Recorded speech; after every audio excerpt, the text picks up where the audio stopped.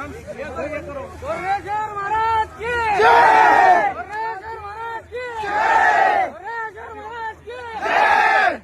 तकबीर, अल्लाह अकबर, महाराज जी जिंदाबाद और कौन न कौन महाराज जी की जय, ये सब कहने वाले लोग कोई और नहीं सामाइन बल्कि देव के बेगैरत बंदे लोग हैं, यानी देवबंदी वहाबी लोग हैं। ये वही खबीस लोग हैं, ये वही देवबंदी वहाबी लोग हैं जो औलिया अल्लाह से अकीदतमंदी के इजहार पर शिरक शिरक और बिदात बिदात चिल्लाने लगते हैं और मुसलमानों को मुशरिक और बिदाती कहने में ज़र्रा बराबर भी शर्म महसूस नहीं करते।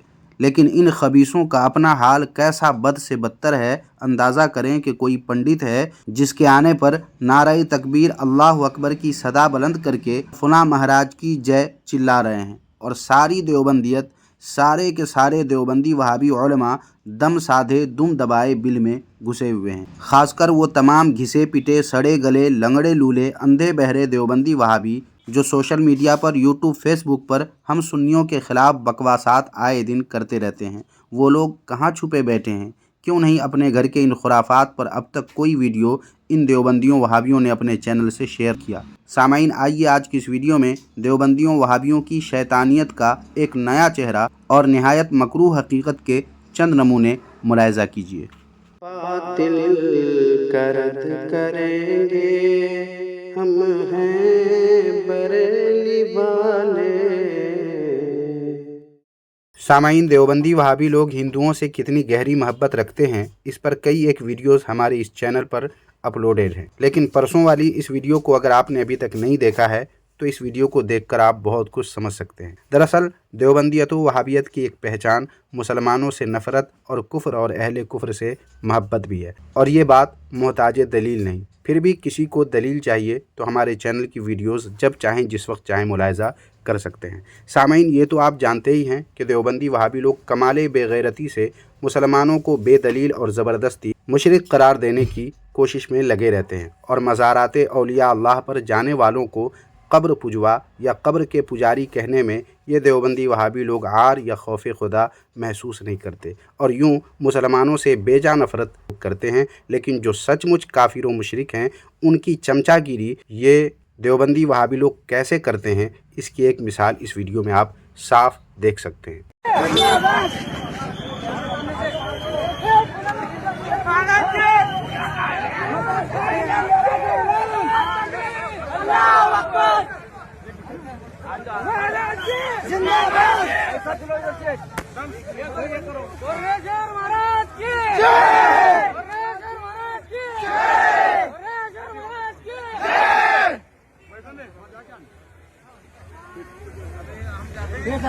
आप जाके ये कर चलो। इस वीडियो में तो सामाइन नारे तकबीर की सदाओं और जय जयकारों के साथ फूलों का हार गले में पहनाकर देवबंदियों वहाबियों ने अपने महाराज जी का इस्तकबाल किया है। लेकिन अब आगे का ये मंजर देखें कि कैसे फूल इनके ऊपर निछावर कर रहे हैं ये देवबंदी वहाबी लोग। सब खत्म करें। तमाम अहबाब जो है बिछाइयत यहाँ बिछाई गई है बैठने के लिए आपको, तो आप जो है जलसगाह में तशरीफ लाए और जो है महाराज का अभी जो है बयान होगा, उनके अपने सोच विचार से जो है वो आपकी रहनुमाई। सुना अपने सामाइन, बता रहे हैं कि महाराज जी अपने बयान के जरिए लोगों की रहनुमाई करेंगे। सामाइन, इन देवबंदियों वहाबियों की ये कोई पहली हरकत नहीं है, बल्कि इन देवबंदियों वहाबियों के यहाँ शुरू से ऐसा ही होता चला आया है। और इससे पहले देवबंद में रामदेव का इस्तकबाल देवबंदियों के बड़े मौलवी महमूद मदनी ने किया था और सारे देवबंदियों ने उनको बहुत गौर से सुना था। और क्या कुछ कहा था, मुलाहिज़ा कीजिए इस वीडियो में। आप लोगों के बीच में मशहूर योग गुरु स्वामी रामदेव जी तशरीफ लाए हैं, इनका इस्तकबाल करें जोरदार। अभी अभी हरिद्वार से तशरीफ लाए हैं, मैं भी इस्तकबाल करता हूं।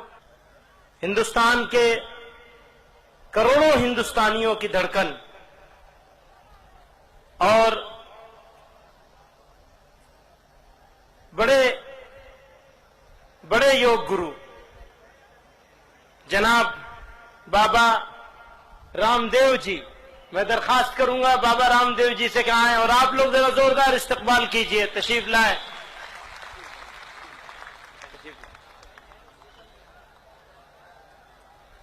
मैं जिनकी बहुत दिल से इज्जत करता हूं और बहुत अरसे से मेरी तमन्ना थी कि देवों की जहां बंदगी की जाती है, खुदा की जहां बंदगी की जाती है, ऐसे इस भगवान की धरती पर, देवबंद पर मुझे आमंत्रित किया है। मैं प्रथम तो भाई महमूद मदनी साहब का, मौलाना साहब का बहुत हृदय से उनका शुक्रगुजार हूं कि आप सब भगवान के, ईश्वर के पुत्रों के, अल्लाह के, खुदा के बंदों का यहां दर्शन करने का मुझे मौका दिया। मैं मौलाना कारी उस्मान साहब का भी बहुत शुक्रगुजार हूं, उनको हृदय से धन्यवाद देता हूं। और यहां मेरे मंच पर दाईं ओर, बाईं ओर और पीछे की ओर जो महान शख्सियत हैं, आत्माएं हैं, उन सब के साथ इस दोपहर की चिलचिलाती धूप में आपके धैर्य को, आपकी हिम्मत को भी मैं बहुत बहुत सलाम करता हूं। सभी मेरे मुस्लिम भाइयों को अस्सलाम वालेकुम और मेरा प्रणाम है, आपको नमस्ते है।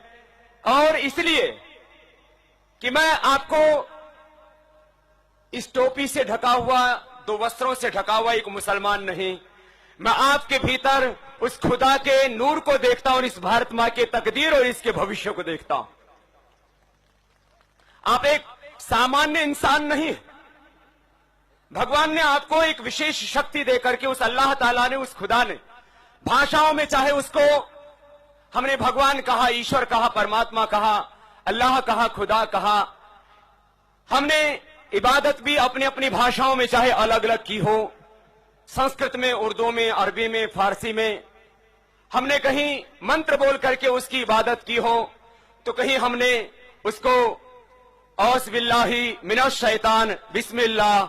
सामीन व नाज़रीन, ये देवबंदी वहाबी वही लोग हैं जो ओम और अल्लाह को एक ही कहते हैं। वो बयान आपने सुना है ना? नहीं सुना है तो अब सुन लीजिए। बड़े बड़े धर्म गुरुओं से पूछा, जब कोई नहीं था, न श्री राम थे, न ब्रह्मा थे, न शिव थे, जब कोई नहीं था तो सवाल पैदा होता है कि मनु पूजते किसको थे?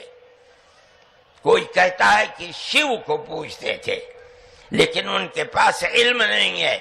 बहुत कम लोग ये बताते हैं कि मनु कुछ नहीं था दुनिया में, वो ओम को पूजते थे। मैंने कहा ओम कौन है? बहुत से लोगों ने कहा कि वो एक हवा है जिनका कोई रूप नहीं है, कोई रंग नहीं है, वो दुनिया में हर जगह है, हवा हर जगह है। उन्होंने आसमान बनाया, उन्होंने जमीन। मैंने कहा कि अरे बाबा, इन्हीं को तो हम अल्लाह कहते हैं। सामाईन, ओम और अल्लाह को एक ही कहने वाले ये अरशद मदनी वही मौलवी है जिसकी ये असलियत बहुत कम ही लोग जानते होंगे। बहुत शुक्रिया। और ये उत्तराखंड की टोपी। बहुत बहुत शुक्रिया।